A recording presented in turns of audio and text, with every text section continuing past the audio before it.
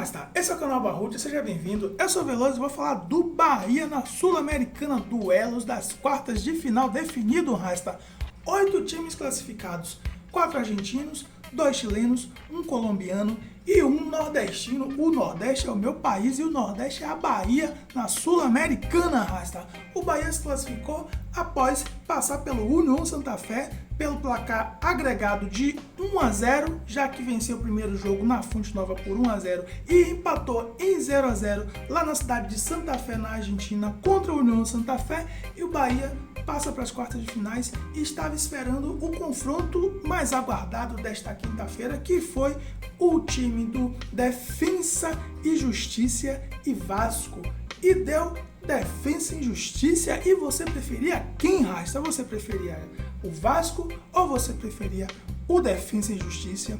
Na minha opinião, eu preferia o Defensa e Justiça. Falando rapidamente da classificação do Bahia, o Bahia conseguiu segurar um 0-0 contra um União Santa Fé que estava com a mesma postura que teve no jogo da Fonte Nova, onde o Bahia conseguiu, com um gol de pênalti de Gilberto, sair na vantagem de 1-0 nos primeiros 90 minutos.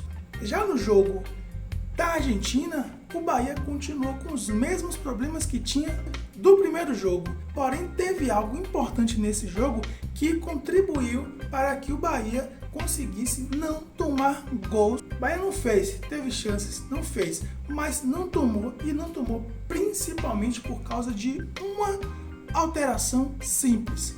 O Bahia entendeu que não tinha futebol para encarar o time da Argentina, o time do União Santa Fé em seus domínios, já que o União Santa Fé na Fonte Nova não tomou conhecimento do Bahia e caiu para dentro e quase fez o gol e foi punido pelaquela velha lei que diz que quem não faz toma. Entendeu corretamente e colocou um time em campo que auxiliou a defesa, principalmente na lateral direita. O Rossi foi um jogador que contribuiu muito para que aquela lateral direita não virasse uma avenida Nino Paraíba, que mais uma vez entra como titular porque não tem jogadores para colocar no lugar dele. O Hernando, que poderia ser o cara que assumiria a lateral direita, não pode porque o Bahia está sem zagueiro. Entrou Hernando e Juninho, que a gente sabe que não é exatamente a zaga dos sonhos.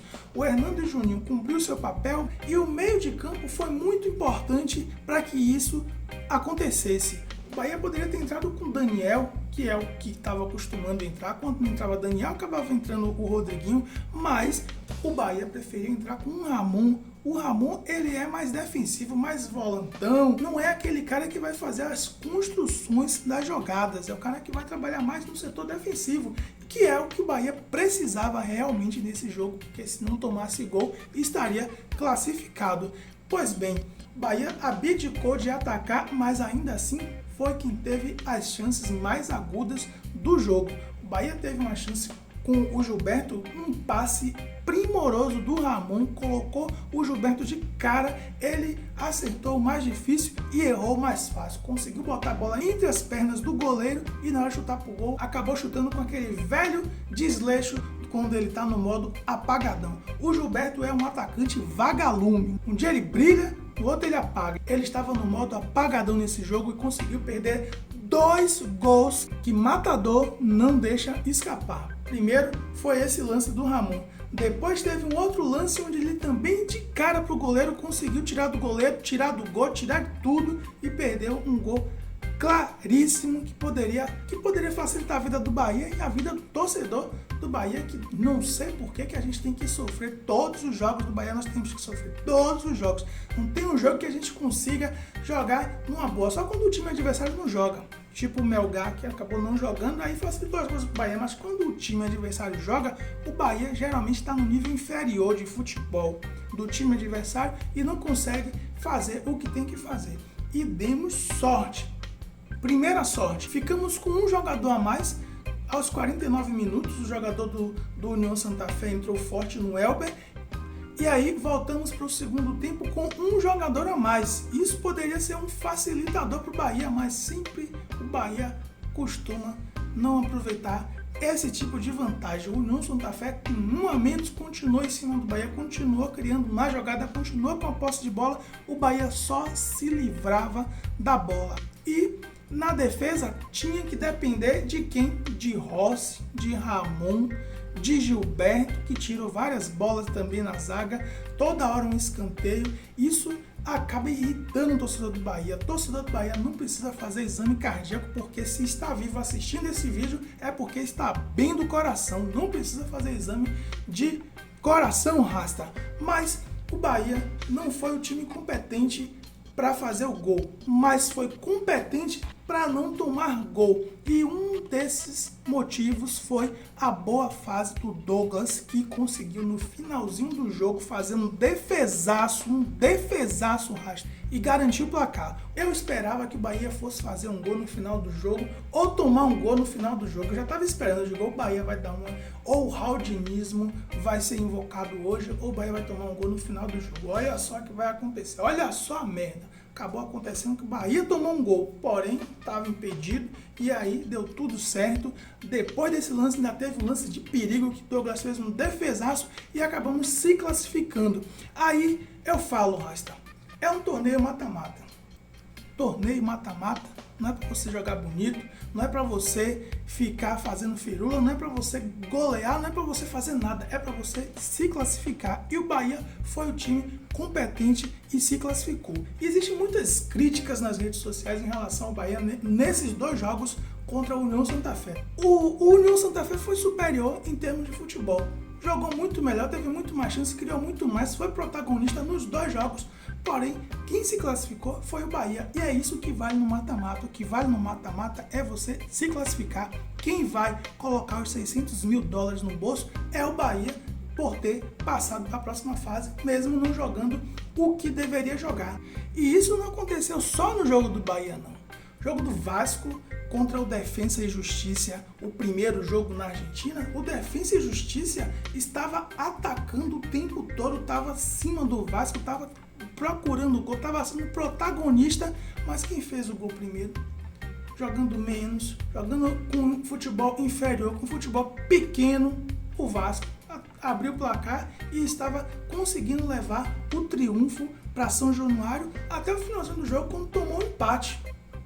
Então o futebol é isso aí, futebol, principalmente mata-mata, é você conseguir garantir o resultado. E o Defensa e Justiça teve a sorte de conseguir aquele golzinho no final e trouxe o empate. Acabou sendo vantagem para o Vasco, que fez um gol fora de casa, e trouxe muita vantagem para São Januário. E em São Januário aconteceu o quê? O inverso. O Vasco foi que teve muito mais chances de matar o jogo, mas muito mais, Rasta, muito mais.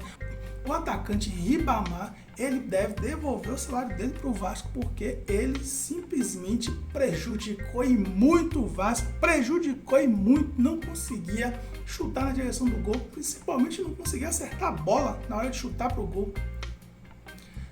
Ridículo, deu tudo errado pro Vasco. Para acabar de alinhar com a vida do Vasco, o goleiro foi muito noob, Rasta. O goleiro foi muito noob. Ele ficou esperando a bola nos braços dele, a bola que um balão que teve na pequena área do Vasco. O jogador, em vez de tentar pular para jogar a bola para fora, não, ficou esperando a bola na mão, no banho-maria. Acabou que a bola bateu no travessão, tirou uma casquinha, sobrou no pé do time adversário. Defensa e Justiça 1-0, e o Vasco teve que correr atrás e não conseguiu o placar. É aquela história, a sorte está do lado do time competente. Time que não é competente só tem azar. O Vasco atacou o tempo todo sem nenhuma competência no ataque, e com isso foi eliminado dentro de casa por 1-0, mais um time argentino. São 4 times argentinos classificados para esta quartas de final, Rasta. E o Bahia vai encarar esse time argentino, primeiro jogo dentro de casa. Bahia e Defensa e Justiça na Fonte Nova, já na semana que vem. Os jogos vão acontecer entre os dias 8 e 17 de dezembro, sem horário ainda definido.